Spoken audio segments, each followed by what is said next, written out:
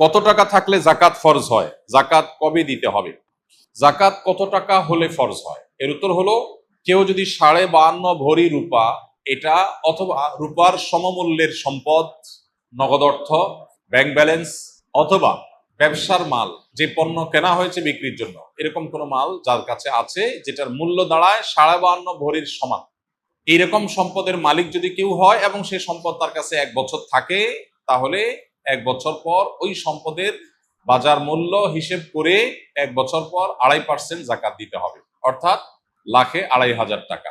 এভাবে হিসাব করে তাকে জাকাত দিতে হবে। বর্তমানে রূপার যে বাজার দর সেটা হিসাব করলে প্রায় 2.25 লাখ টাকার কাছাকাছি হয় 52.5 ভরি রূপার দাম। এটা ভ্যারি করে, উঠানামা করে।